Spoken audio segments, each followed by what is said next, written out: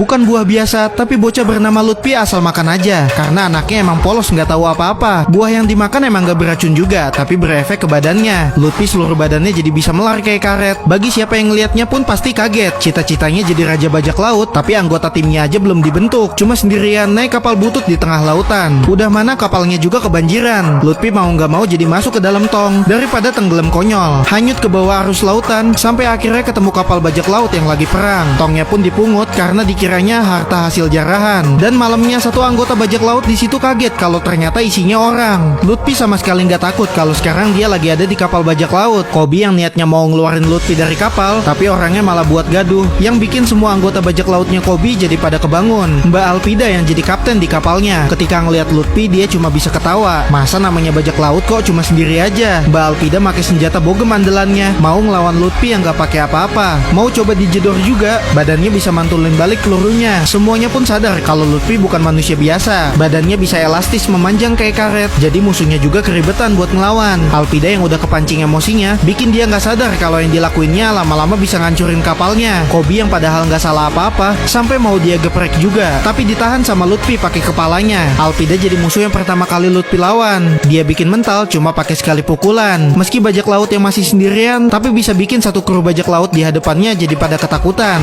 Lutfi sama Kobi naik kapal skocinya, yang singkat cerita nganterin mereka berdua ke pulau markas angkatan laut. Di situ banyak foto bajak laut buronan, tapi fotonya Lutfi masih belum ada. Makanya dia jadi mau nyari gara-gara. Siapa tahu fotonya dicetak jadi poster juga. Mereka berdua yang lagi makan sambil ngebuat sebuah rencana, ngelihat ada mas-mas yang ngarungin sebuah kepala. Namanya Joro si rambut hijau. Joro seorang pendekar pedang yang gak suka anak kecil aslinya. Tapi gara-gara ada si Om Bencong yang ngerendahin dan nginjek makanan yang udah si bocah buat, Joro ngelihatnya pun jadi kasihan. Makanan yang udah keinjek aja sama Joro masih dia makan.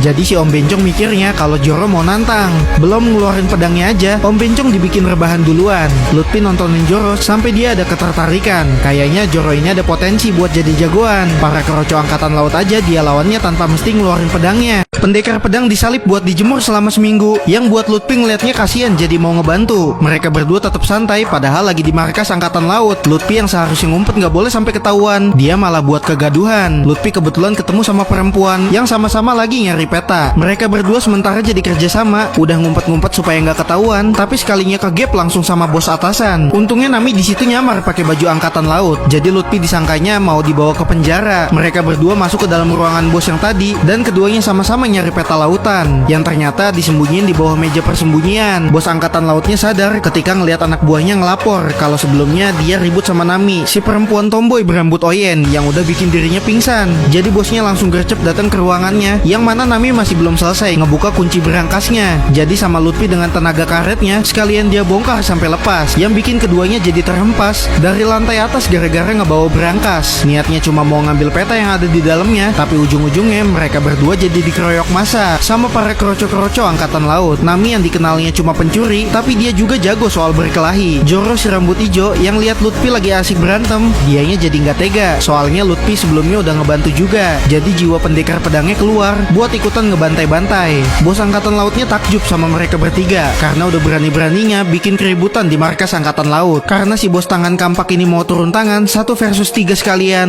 jadi ketiganya bareng-bareng nyatuin kemampuan. Karena emang powernya si bos juga nggak ada lawan. Lutfi pakai pukulan tangan karetnya aja masih bisa dia tahan. Lagian karet juga bisa kebelah kalau sama kampak. Jadi Joro sama Lutfi mesti pintar-pintar nyari celah supaya bisa nyentuh badannya. Joro udah berapa kali dia lengah, tapi langsung ditolong sama Lutfi. Karena mau balas budi, Joro nunjukin kalau dia punya skill ulti. Pakai ikatan kepalanya dulu buat aktifin mode samurai 3 pedangnya. Dan sekalinya maju, si bos tangan kampak langsung jadi kayak cupu. Dikenalnya suhu, tapi kok bisa dibikin diem jadi kayak batu. Lutfi yang ngakhirin pakai tendangan kaki panjang, sampai si bos tangan kampak akhirnya pingsan. Mereka bertiga jadi bisa kabur dengan ngebawa berangkasnya dan cepet-cepet mau ninggalin pulau itu. Sempet mau ditahan sama Om Bencong yang sok jagoan, tapi langsung ditabok sama Kobi. Kobi mau diajak Lutfi supaya jadi kru anggota bajak lautnya, tapi Kobi nolak soalnya dia punya cita-cita maunya jadi angkatan laut aja. Lutfi dibiarin pergi sama anggota kru barunya yang diberi nama bajak laut Mugiwara, atau dikenalnya bajak laut topi jerami. Gimana kelanjutannya di part selanjutnya dan hanya di Snack Video.